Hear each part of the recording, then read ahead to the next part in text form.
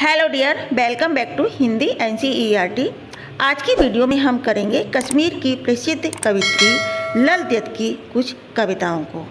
वैसे तो इनके जीवन के बारे में प्रमाणिक जानकारी नहीं मिलती है, लेकिन कुछ सूत्रों के आधार पर इनका जन्म 1320 के आसपास बताया जाता है और इनकी मृत्यु 1391 के आसपास हुई थी।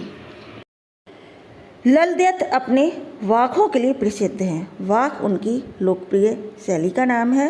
तो आइए शुरू करते हैं इनका लिखा हुआ पहला काव्यांश।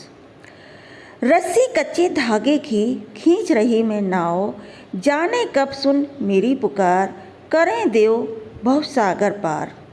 पानी टपके कच्चे सकोरे, व्यर्थ प्रयास हो रहे मेरे, जी में उठती रह हुक, घर जाने की चाह है घेरे। यहाँ भवसागर का मतलब है संसार रूपी सागर। कच्चे सकोरे इट मीन्स कच्चे धागे का बना रस्सा। हुक मतलब तड़प या वेदना या पीड़ा जो हमारे हृदय में होती है। कवित्री कहती हैं कि यह जीवन कच्चे धागे की रस्सी जैसा नश्वर है। नश्वर मतलब जो कभी भी समाप्त हो सकता है, जिसके सहारे से मैं प्रभु भक्ति की नाव को खे रही हूँ। न जाने मेरे देव मेरी पुकार कब सुनेंगे और मेरा बेड़ा पार कब करेंगे। पानी टपके कच्चे सकोरे इट मीन्स कच्चे धागे से बनी रस्सी पर पानी की एक एक बूंद नित्य मतलब रोज गिर रही है, अर्थात समय बीतता जा रहा है, मृत्यु समीप आती जा रही है, किंतु प्रभु मिलन के सब प्रयास व्यर्थ हो रहे हैं। मेरे हृदय में रह कर एक तड़प उठती है कि मैं कब अपने प्रभु से मिलूंगी।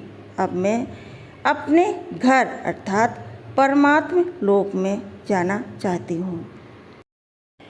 जिस तरह से मृत्यु के उपरांत आत्मा परमात्मा में मिल जाती है, सेम उसी तरह से कवित्री इस भवसागर को पार करके प्रभु से मिलना चाहती हैं और इसीलिए वे प्रभु को बार बार पुकारती हैं।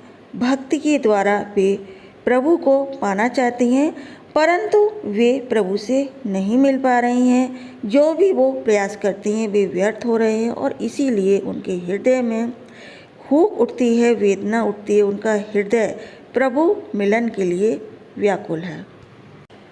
Okay, next.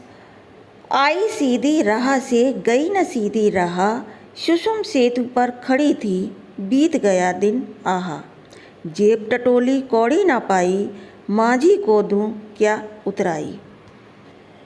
सुषुम सेतु का मतलब सुषुम्ना नाड़ी के मध्य, यानी कि सुषुम एक नाड़ी है और सेतु मतलब पुल होता है, ठीक है।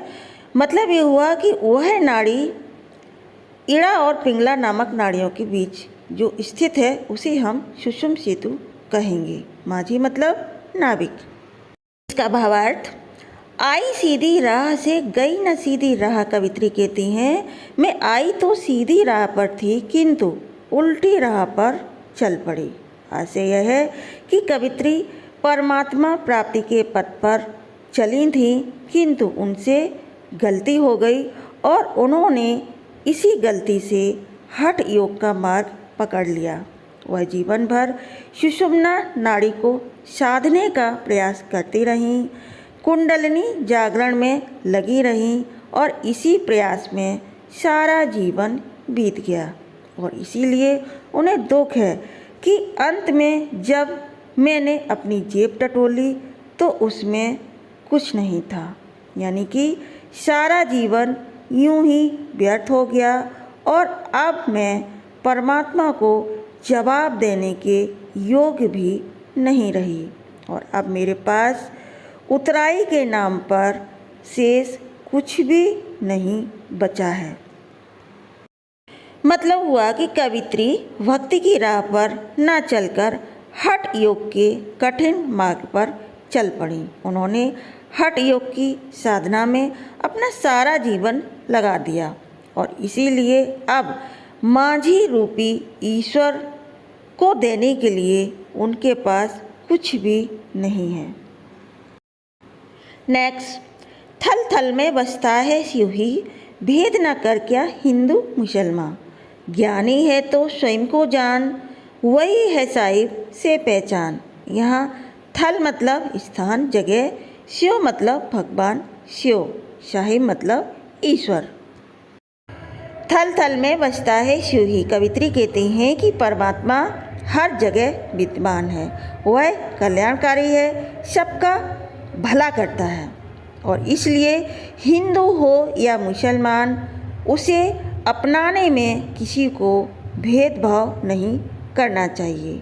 कवित्री ज्ञानी मनुष्य को संबोधित करते हुए कहते हैं कि हे ज्ञानी, अगर तू सच्चा ज्ञानी है तो पहले स्वयं को जान, अपने आत्म रूप को पहचान, क्योंकि आत्मा से ही परमात्मा को जाना जा सकता है।